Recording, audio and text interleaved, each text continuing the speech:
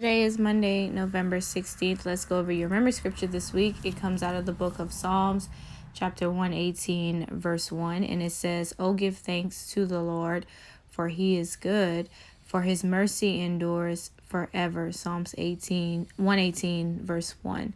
And so this Psalms remind us to give thanks to the Lord. Why? Because he's a good God and because he gives us so much mercy and it lasts forever. After we finished our lesson on Joseph last week, remember he had told his father to come and all his brothers to come live in the land of Egypt. The Pharaoh had gave them the land of Goshen as their home in Egypt. And so remember, that's where the Hebrews were. They had left the promised land and now they live in Goshen in Egypt. So Joseph died, his family died, but the Hebrews were still there. They were descendants. They were the family of Joseph and his brothers and everything. And a new Pharaoh came, and this Pharaoh did not like the Hebrews. They were more than the Egyptians, and he was afraid that one day the Hebrews would turn on the Egyptians. So he decided to force the Hebrews into slavery. He made them slaves. He made them work hard and to build cities and do all kinds of things for the land of Egypt.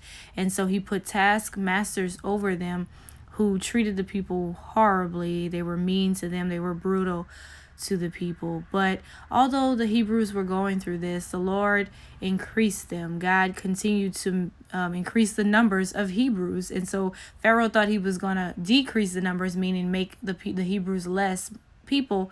But instead, God made more babies to be born. And so Pharaoh decided that he would get rid of those male babies and he would throw them into the river. He tried to get the Hebrew midwives to do it, but they didn't do it. So he got his soldiers to do it. And unfortunately, they did harm some of the babies. And so it was a tough time, but God would deliver his people. He didn't forget about his people and all that they were going through. So remember, there was a family and they had a little baby boy. The mom's name was Jochebed and the dad was Amram. They had a sister named Miriam and a brother named Aaron, and then the little baby. So they tried to hide the little baby as long as they could. But once he started growing and getting bigger, they couldn't hide him any longer. So the mom made a basket and she put him in the river, and just prayed that the Lord would just keep him. But Miriam, the sister, stayed nearby to watch to see what would happen to her little brother. And so someone came to the river and it ended up being Pharaoh's daughter, the princess. She came, and when she saw the baby, she knew it was a Hebrew baby, but she looked at him and had compassion towards him, and she wanted to take him as her own son. So that was the Lord that worked on her heart to have compassion on the baby. So remember, though, she needed someone to nurse the baby, meaning to give milk to the baby. So Miriam was nearby. So she went and said, "Hey, I could find someone," which she went and found her mother, which was the baby's mother. And so Moses' mom was able to have him, until he was old enough to go and live in the palace with the princess and Pharaoh. And they named him Moses. So that's where we'll pick up today on our story on Moses. So Moses grew up in the palace. He was pretty much a son to the princess, and Pharaoh would be his grandfather. Although Moses was a Hebrew, and we know his mom and dad were Hebrews, and they were, the slaves, he was able to grow up in the palace. And so Moses, God blessed him to have a good life in the palace. And although Moses was away from his people, the Hebrews, he still had a desire to help them. He knew that he was a Hebrew, and he knew how his people were being treated in Egypt. And so although, Moses lived in the palace and all of that, he still thought about his people. He didn't forget about who he was, a Hebrew, and he wanted to help them out of slavery as much as he can. So one day when Moses was about 40 years old, he went out to the area where the Hebrews were working as slaves.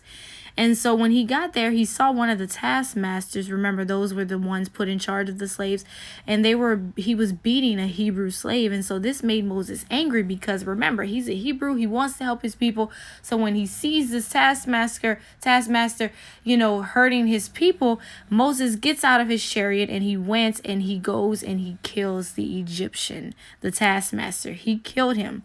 So now it was great that Moses wanted to help him out, but it wasn't good for Moses to kill the taskmaster. That's not the way he should have handled that.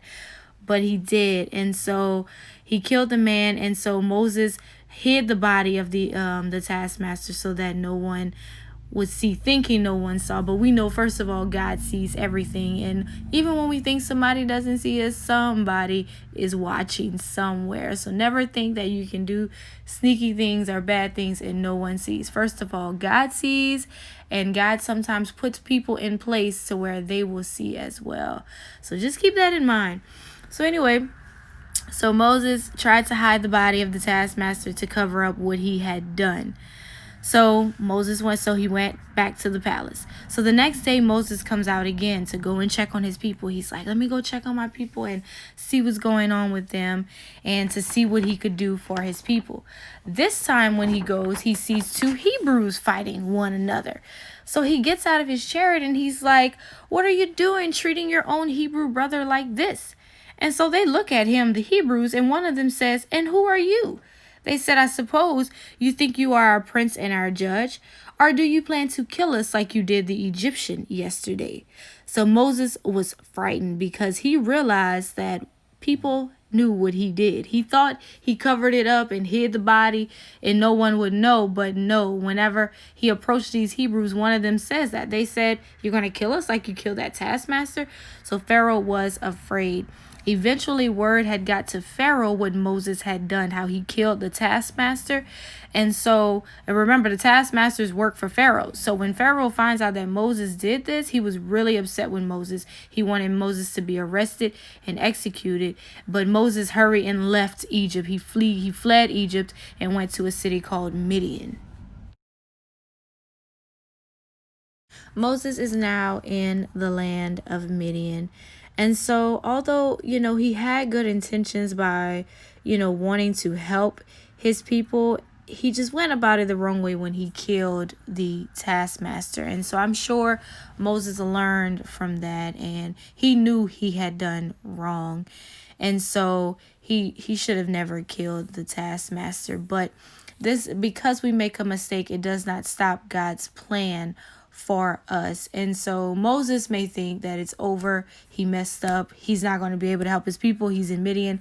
But this is actually just the beginning of what God will do with Moses. And so sometimes we may mess up and we may make a mistake, but God will forgive us, and we just continue on serving him like we were before. And so Moses had to go to Midian, and he ended up meeting someone named Jethro, and Jethro gave Moses a job as a shepherd, and Moses also married one of Jethro's daughter.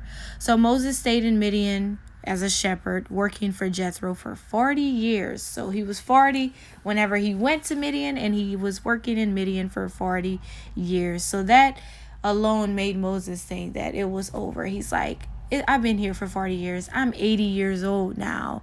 He's like, there is no way God will use me to help my people out. But little did Moses know, God still had a plan for Moses.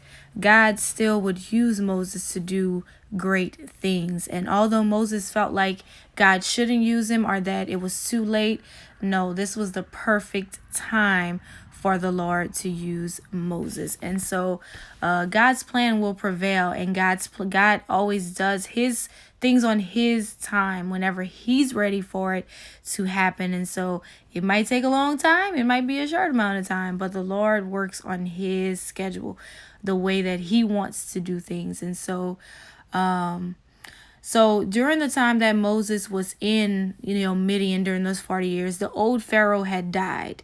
And there was a new Pharaoh that did come to the throne, but this Pharaoh was worse. He was, you thought that other Pharaoh was bad because they made the people slaves.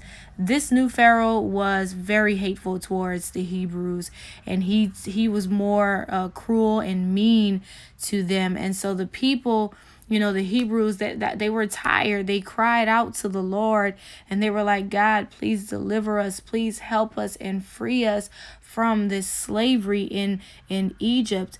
And God heard the Hebrews' prayer, and God remembered his promise to Abraham, Isaac, and Jacob. and he looked upon the children of Israel, the Hebrews, and God looked at Moses in Midian and he said, it's time. And God was ready to use Moses to help the Hebrew people. Remember, Moses had a heart to help the people. God knew that about Moses. God put that in Moses. And now God heard their cry and their prayer for them to be delivered out of Egypt. And God was ready to free them from Egypt. And he was going to use Moses to do it. And so tomorrow's lesson, we will get to that, how God will appear to Moses and what he will tell Moses. And this is exciting. This is one of my favorite Bible lessons. So this will be good. So that's our Bible lesson for today on Moses, how he had to flee out of Egypt and he's in Midian, but God still was going to use him.